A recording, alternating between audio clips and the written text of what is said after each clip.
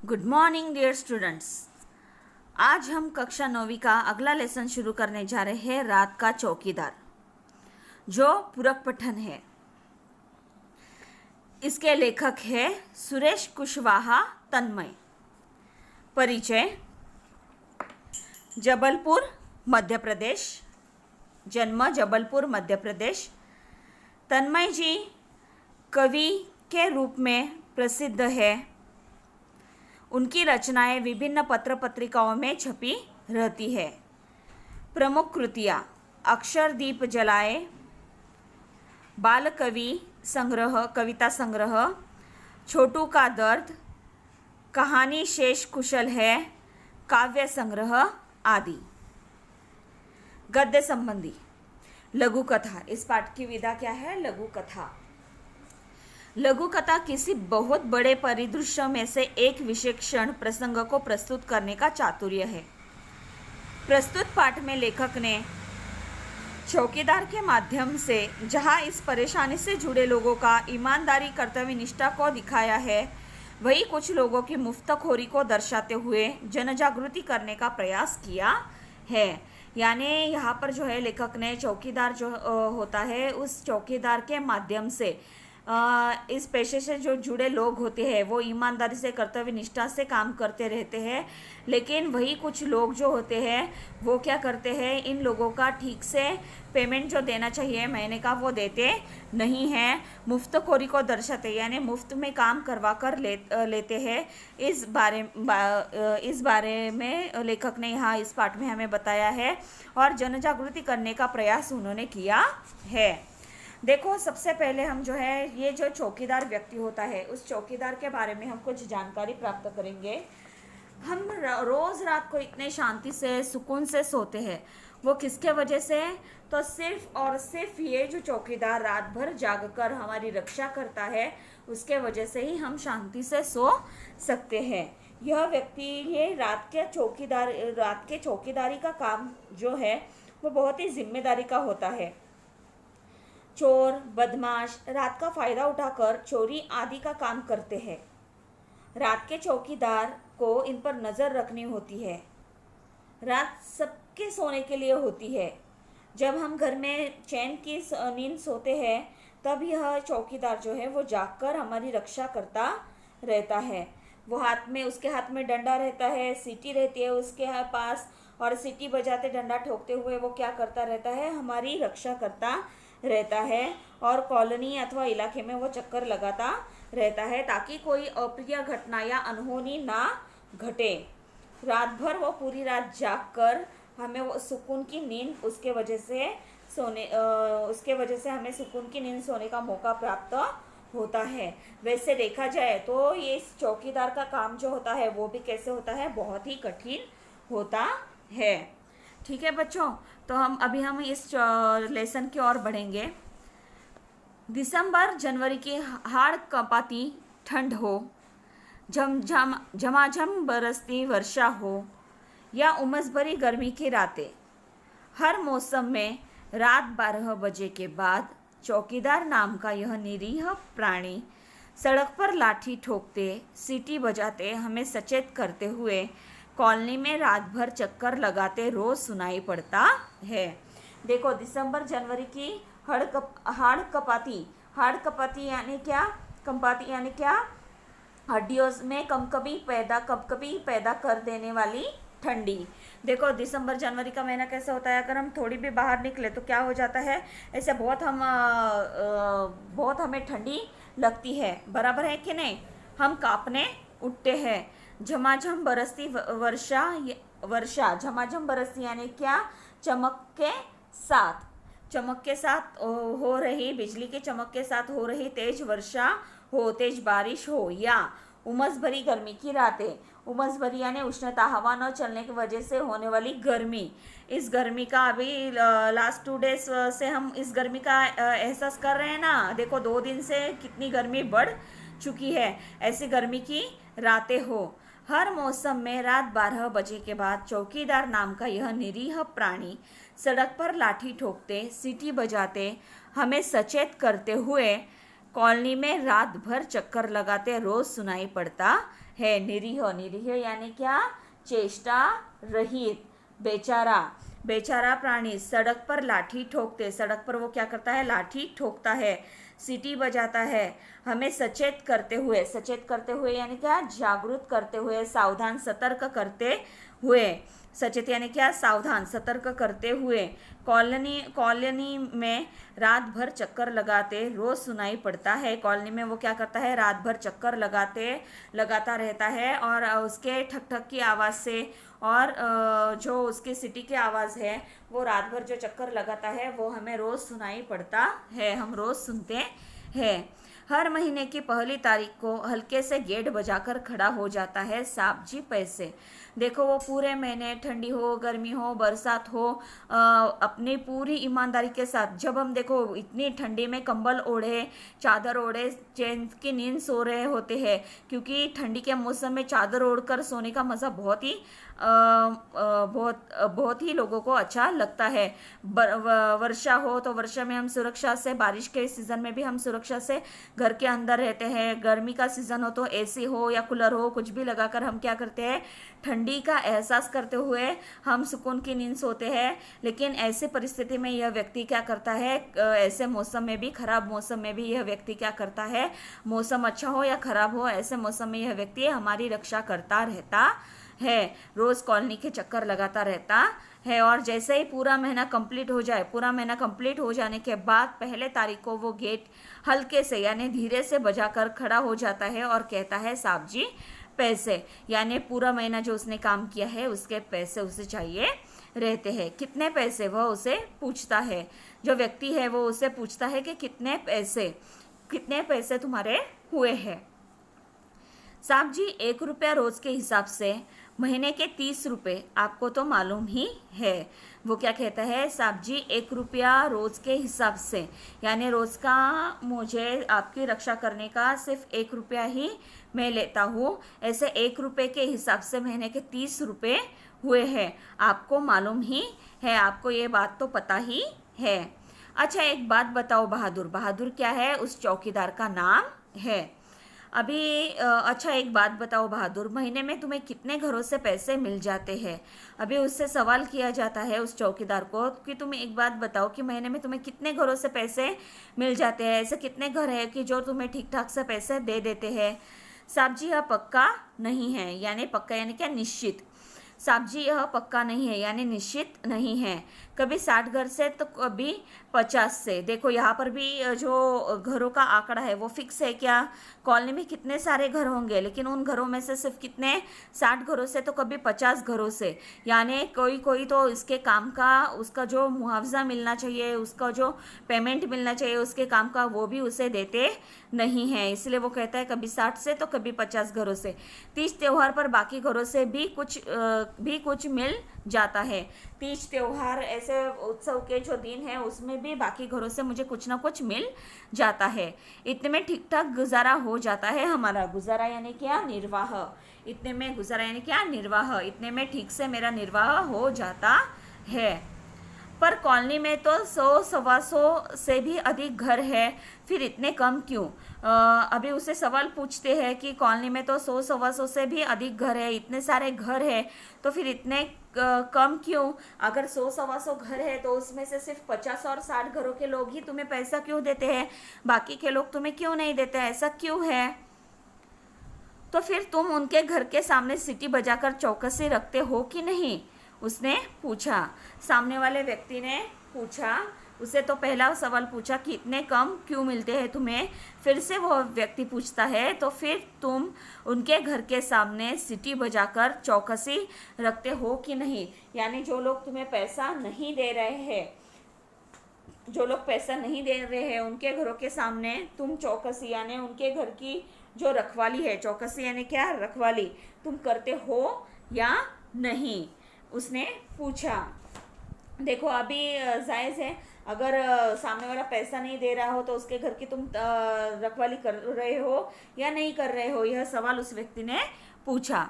हाँ साहब, चौकसी कर रखना तो मेरी जिम्मेदारी है, रखवाली करना तो मेरी जिम्मेदारी है। यहाँ पर देखो, यह व्यक्ति जो है वो गरीब है, लेकिन उसे उसकी जिम्मेदारी पता है, उसका कर्तव्य क्या है वो पता है। वो कहता है हाँ साहब जी, चौकसी रखना तो मेरी जिम्मेदारी है, रखवाली करना ही मेरी जिम्मेदारी है।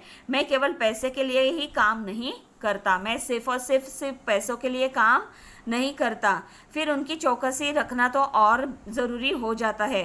फिर उन लोगों की चौकसी करना यानी उन लोगों की रखवाली करना तो और ज़रूरी हो जाता है कि इन लोगों की कि जो पैसा नहीं देते, उन लोगों के घरों की चौकसी यानी रखवाली करना तो जो है वो बहुत ही ज़रूरी हो जाता है। भगवान नहीं करे, क्यों इतना ज़रूरी हो जाता है? तो देखो, भगवान नहीं करे यदि उनके घर चोरी वोरी की घटना हो जाए तो पुलिस तो फिर भी हमसे पूछेगी ना। यानी यहाँ पर देखो, उस व्यक्ति को डर क्यों है? क्योंकि अगर वो उनके घरों की रखवाली नहीं करता और कल जाकर उन घरों में से यदि किसी के घर में चोरी वगैरह हो जाए, कुछ ऐसी अनहोनी घटना घट जाए, तो पुलिस जो है वो सबसे पहले किसे पूछेगी? करेक्ट, बराबर बोल रहे हो, जो चौकीदार है उससे पूछेगी। क्योंकि हर रोज़ अगर तुम कॉलोनी में घूमते हो तो वो चोर आए कैसे, तुमने उन्हें देखा कैसे नहीं, कई सारे सवाल उस पे ऊपर उठाए जाएंगे।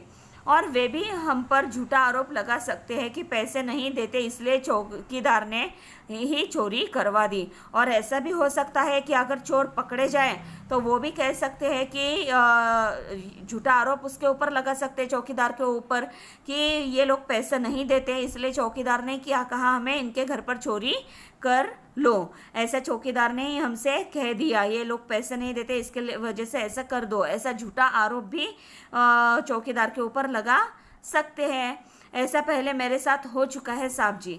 ऐसी घटना जो है वो ये जो चौकीदार है पैसे मांगने के लिए आया हुआ, उसके साथ हो चुकी है, इसलिए वो उस घटना से डरा हुआ है। इसलिए वो क्या करता है, जो लोग उसके काम का पैसा नहीं देते उनके घरों की भी वो क्या करता है, रखवाली करता रहता है। क्योंकि कल जाकर उसके ऊपर झूठा आरोप ना हो कि ये लोग पैसे नहीं देते, इसके वजह से चौकीदार ने ही उन्हें चोरी करने के लिए बुलाया है। ऐसा झूठा आरोप हो सकता है। और वो कहता है कि ऐसा पहले मेरे साथ हो चुका है साहब जी। अच्छा, ये बताओ, रात में अकेले घूमते तुम्हें डर नहीं लगता? देखो, कई लोग होते हैं वो घर में ही घूमने के लिए डरते हैं, रात के अंधेरे में घूमने के लिए डरते हैं।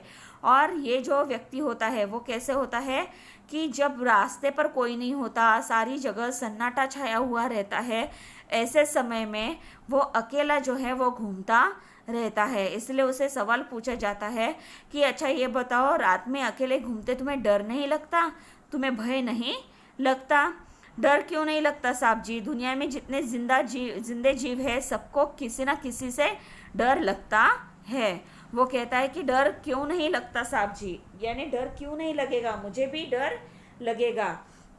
दुनिया में जितने जिंदे जीव है यानी जो भी जीवित जीव है सबको किसी ना किसी से डर लगता है। देखो, दुनिया में जितने भी जिंदा व्यक्ति है वगैरह जो भी है, तो उन सबको किसी ना किसी से डर लगता है। बड़े आदमी को डर लगता है तो फिर हम तो बहुत छोटे आदमी हैं। बड़े आदमी को भी डर लगता है तो हम कैसे हैं? हम तो बहुत ही छोटे आदमी हैं, छोटे व्यक्ति हैं। कई बार नशे पत्ते वाले और गुंडे बदमाशों से मारपीट भी हो जाती है। कई बार नशे पत्ते वाले यानी क्या, नशा करने वाले व्यक्ति जो होते हैं, पत्ते खेलने वाले व्यक्ति जो होते हैं, उनसे जो है वो मारपीट हो जाती है। गुंडे बदमाशों से मारपीट भी हो जाती है। शरीफ दिखने वाले लोगों से झिड़कियाँ, धुतकार और धौंस मिलना तो रोज़ की बात है। शरीफ दिखने वाले यानी शराफत वाले व्यक्ति जो है ऐसे दिखने का नाटक करते हैं, जो शरीफ दिखते हैं, ऐसे लोगों से झिड़कियाँ जो है, झिड़कियाँ यानी डांट फटकार, झिड़कियों का मतलब क्या है? डांट फटकार। धुतकार यानी क्या? धिक्कार करना ऐसा। और धौंस यानी धमकी भरना। ये सब क्या है? रोज़ की बातें हो चुकी है। ये सब रोज़ की बातें हो चुकी है। यानी वो बता रहा है कि वो क्या करता है कि अपना काम ईमानदारी से करता है। उसे डर के बारे में पूछा गया तो वो कहता है डर किसी नहीं लगता, कि इसमें जो जिंदे जीव है, जीवित यानी सजीव जो है इस दुनिया में, वो सब किसी ना किसी से डरते हैं। और मैं जब काम करता हूँ तो रात में मैं सिर्फ और सिर्फ अकेला जो होता हूँ रास्ते पर घूमता रहता हूँ। कई बार जो गुंडे बदमाश होते हैं, नशे पत्ते वाले यानी दारू वगैरह पिए हुए व्यक्ति जो होते हैं, पत्ते खेलने वाले लोग जो होते हैं, गुंडे बदमाश जो होते हैं, उनसे भी क्या होता है, मारपीट हो जाती है। वो भी हमें मारपीट करते हैं। और शरीफ दिखने वाले लोग जो होते हैं वो लोग क्योंकि झिड़कियाँ यानी क्या, उनकी जो है डांट फटकार, दुत्कार यानी धिक्कार और धौस यानी धमकियाँ, ये तो उनके साथ होने वाली रोज की ही बातें हो चुकी है। अच्छा बहादुर, सोते कब हो तुम? वह फिर प्रश्न करता है। सामने वाला व्यक्ति जो है वो फिर से सवाल करता है, अच्छा बहादुर सोते कब हो? अगर तुम रात भर चौकसी करते रहते हो, रात भर लोगों की रक्षा करते रहते हो, तब तुम सोते कब हो? वह फिर प्रश्न करता है। साहब जी, रोज सुबह 8-9 बजे एक बार कॉलोनी में चक्कर लगाकर तसल्ली कर लेता हूँ सब कुछ ठीक है ना। फिर कल की नींद पूरी करने और आज रात में फिर जागने के लिए आराम से नींद पूरी करता हूँ।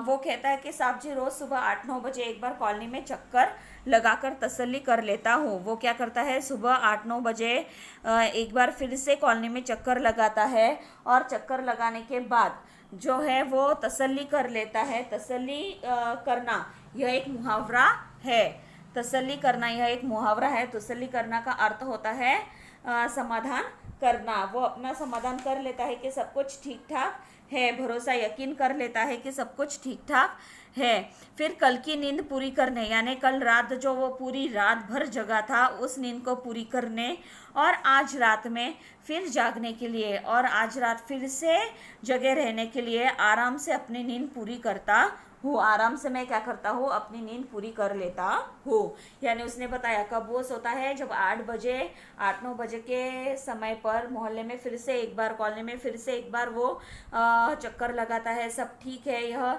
भरोसा उसे हो जाता है। फिर वो सोने चला जाता है कल रात की नींद पूरी करने और आज रात फिर से हम लोगों के लिए जगह रहने की नींद जो है वो पूरी करने के लिए वो आराम से सो जाता है। आज रात भी उसे जगह रहना है हमारे लिए, ऐसे वो सो जाता है और अच्छे से अपनी नींद पूरी कर लेता है। अच्छा साहब जी, अब आप पैसे दे दो तो मैं अगले घर जाऊँ। वो कहता है, अच्छा साहब जी, अब आप पैसे दे दो तो मैं अगले घर जाऊँ। यानी अगर आप मुझे पैसे दे देते हो तो मैं अगले यानी आगे वाले जो घर है उस घर में मैं पैसे मांगने के लिए जाता हूँ। अरे भाई, अभी तुमने ही कहा कि जो पैसे नहीं देते उनका ध्यान तुम्हें ज़्यादा रखना पड़ता है। यानी कि तुमने ही तो यह कहा है कि जो पैसे नहीं देते उनका ध्यान तुम्हें ज़्यादा रखना पड़ता है, उनके घरों का ख्याल तुम्हें ज़्यादा ही रखना पड़ता है।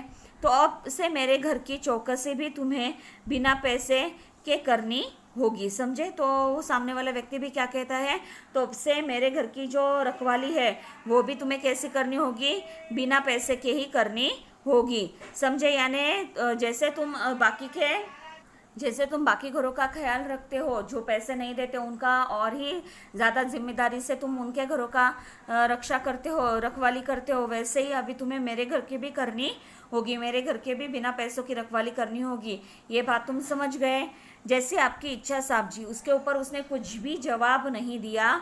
उसने कहा जैसे आपकी इच्छा साहब जी, यानी अगर आपकी इच्छा हो तो आप पैसे दे दो, नहीं हो तो मत दो, आपकी इच्छा।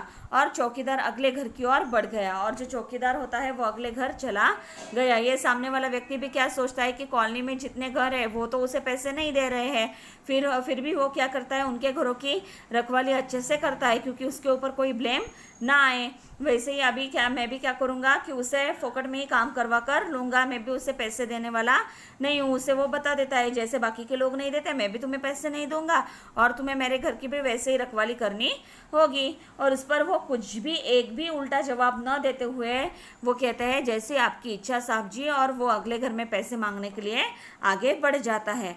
मैं सोचता हूँ कि बिना किसी ऊपर दबाव अथवा नियंत्रण के एकाकी रूप से इतनी जिम्मेदारियों से अपना कर्तव्य निभाने वाला, हमारी सुरक्षा की चिंता करने वाला, निष्कपट भाव से करने वाला यह रात का रखवाला स्वयं कितना असुरक्षित और अकेला है। अभी यहाँ पर जो है वो सोचते हैं, लेखक सोचते हैं कि बिना किसी ऊपर दबाव के अथवा नियंत्रण के, नियंत्रण यानी क्या, नियम या किसी प्रकार के बंधन में बंधना, उसके बिना एकाकी यानी अकेले रूप से इतने जिम्मेदारी से अपना कर्तव्य निभाने वाला, इतने जिम्मेदारी से वो अपना कर्तव्य निभाने वाला, हमारी सुरक्षा की चिंता करने वाला, निष्कपट भाव से करने वाला। और हमारी सुरक्षा की चिंता भी वो कैसे करता है, निष्कपट, यानी जिसके मन में कोई कपट ना हो, सीधा सरल। यह रात का रखवाला स्वयं कितना असुरक्षित और अकेला है। यह रात का जो रखवाला है वो स्वयं ही कितना असुरक्षित, यानी जिसे कोई सुरक्षा ना हो, ऐसे असुरक्षित और अकेला है। यानी यहाँ पर देखो कि उस पर कोई दबाव नहीं होता कि तुमने जाकर एक राउंड लगा लिया, बैठ गया, कौन देखता है कि एक बार तो आया था लेकिन पता है कि आकर गया या नहीं गया, कोई नींद से जगा रहता है क्या, नहीं, फिर भी वो क्या करता है, पूरी रात अपनी जिम्मेदारी जो है, अपने कर्तव्य है वो निभाता रहता है। और हमारी सुरक्षा की चिंता करने वाला, जिसके मन में कोई कपट नहीं है, ऐसा व्यक्ति जो हमारा रखवाला होता है वो स्वयं ही कितना असुरक्षित है और अकेला है।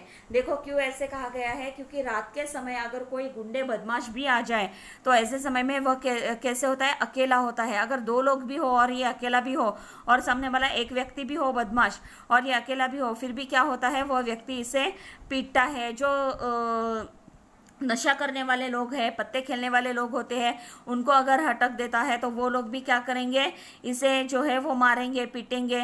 यानी उसके पास सिर्फ क्या होता है, एक डंडा होता है और एक सीटी होती है हमें जागते रहने के, हमारी सुरक्षा करने के लिए। लेकिन ऐसे समय में अगर 4 लोग भी उसे भिड़ जाए तो वो कितना असुरक्षित है।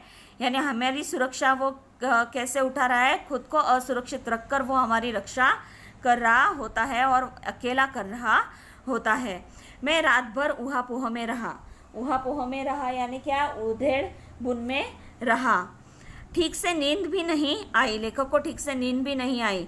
सवेरे उठने तक मैं निर्णय ले चुका था। क्यों ऐसा हुआ था, रात भर वो ऊहापोह में क्यों था, यानी उधेड़ बुन में क्यों था, क्यों उसे ठीक से नींद नहीं आई, क्योंकि उसने जो है वो जो है चौकीदार होता है, उस चौकीदार के घर काम के पैसे नहीं दिए होते हैं। उसे जो है वो ठगा हुआ रहता है, उसके काम के पैसे नहीं दिए होते हैं। और जो सज्जन लोग होते हैं उनके मन में ये ठेस बस जाती है, वो ट्राई भी करे किसी को दुखाने का या किसी के मेहनत के पैसे न देने का, तो वो कर नहीं पाएगा।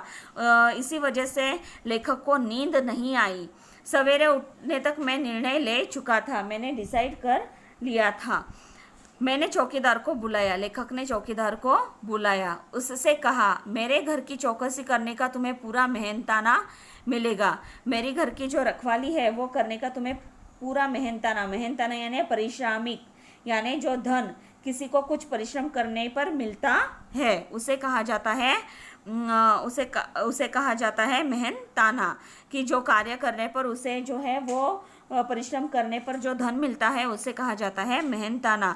लेखक उसे कहता है कि कल मैंने तुमसे कहा था कि मेरे घर की रखवाली जो है वो भी तुम्हें मुफ्त में ही करनी होगी, लेकिन ऐसा नहीं होगा। मेरे घर की जो रखवाली करने का जो भी तुम्हारा परिश्रम करने के जो पैसे हैं वो तुम्हें मिलेंगे।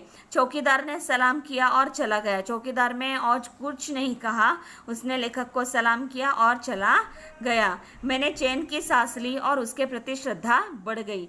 लेखक को ये जो बात थी वो चुभ रही थी, क्योंकि उसने क्या किया था, किसी को कोई व्यक्ति अगर परिश्रम कर रहा है और उसके पैसे नहीं दिए तो एक जो मन में दुख होता है या एक मन में जो व्यथा उत्पन्न हो जाती है कि हम जो कर रहे हैं वो ठीक कर रहे हैं या नहीं कर रहे हैं। लेकिन जो मुफ्तखोर लोग होते हैं उनको इस बारे में कुछ नहीं लगता कि हमने किसी के मेहनत का पैसा नहीं दिया। लेकिन जिन लोगों को इनकी आदत नहीं होती है, जो सज्जन लोग होते हैं, उन लोगों को ये जो बात है वो मन में लगी रहती है कि हमारे वजह से सामने वाले व्यक्ति का नुकसान हो रहा है। इसलिए लेखक जो है वो पूरी रात दुविधा में ऊहापोह में रहा, उसे ठीक से नींद भी नहीं आई। और जैसे उसने उसे कह दिया तो लेखक कहता है, मैंने चैन की सांस ली। लेखक क्या कह रहा है, चैन की सांस ली। यहाँ पर देखो मुहावरा है चैन की सांस लेना। चैन की सांस लेना यानी क्या है, आश्वस्त होना। इस मुहावरे का अर्थ क्या है, आश्वस्त होना। और उसके प्रति श्रद्धा बढ़ गई। ये जो चौकीदार था, उस चौकीदार के प्रति जो है वो श्रद्धा, श्रद्धा यानी किसी के प्रति होने वाला आदर की भावना। श्रद्धा यानी क्या, किसी के प्रति हमारे मन में होने वाली आदर की भावना, उसे कहते हैं श्रद्धा। और जो चौकीदार है उसके प्रति की जो श्रद्धा थी वो बढ़ गई, उसके प्रति आदर जो था वो बढ़ गया। देखो इस पाठ के पूरक पठन के माध्यम से हमें यह समझ में आता है कि ये जो व्यक्ति होता है चौकीदार, वो पूरे रात खुद असुरक्षित रहकर क्या करता है, ठंडी हो, गर्मी हो, बरसात हो, हर मौसम में हमारी रक्षा करता रहता है। लेकिन खुद कितना अकेला और असुरक्षित रहता है, फिर भी उसकी परवाह न करते हुए वो हम लोग चैन की नींद ले सके इसलिए रात भर जागता रहता है। किस प्रकार उसे लोग ठग लेते हैं, किस प्रकार उसे अपने काम का मेहनताना नहीं देते हैं और उस पर भी उसे कोई ऐतराज़ नहीं होता। वो कहता है कि जितना मिल जाए उसमें उसका गुजारा हो जाता है। यहाँ पर जो है लेखक ने ऐसे व्यक्तियों पर भी व्यंग कसा है। उन्होंने ऐसे व्यक्तियों के बारे में भी समझाया कि समाज में ऐसे लोग भी हैं जो मुफ्त में काम करवा लेते हैं लेकिन काम का मेहनताना नहीं देते। तो बच्चों हमें इस पाठ से यह समझ में आता है कि जो चौकीदार बहुधा निरीह प्राणी होता है, वह मजबूरी में अपना घर चलाने के लिए जो है वो इतना खतरा मोल लेता है और लोगों की रक्षा करता है। वो अपने रात की खुद की नींद जो है वो खराब करता है, पर कुछ लोग जो है इस बात को नहीं समझते और उसका शोषण करते हैं।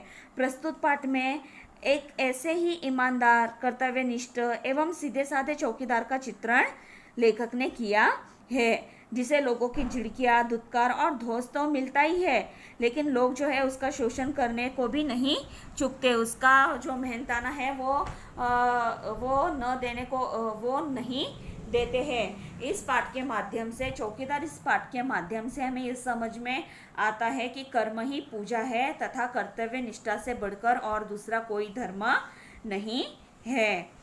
कर्म ही पूजा है और कर्तव्य निष्ठा से बढ़कर दूसरा कोई धर्म नहीं है। यह इस पाठ से हमें समझ में आता है। ठीक है। और हमें यह भी समझ में आता है कि जो भी काम दूसरे व्यक्ति हमारे लिए करे तो हमें उसका ठीक से मेहनताना देना चाहिए। चौकीदार को उसका मेहनताना मिलना चाहिए। ठीक है। यहाँ पर दो बातें हमें लेखक ने समझाई है कि कर्तव्य निष्ठा से बढ़कर दूसरा कोई धर्म नहीं होता है और कर्म ही पूजा होती है। तो मेरे ख्याल से आपको उम्मीद है कि आपको ये पाठ जो है वो समझ में आ गया होगा। ठीक है।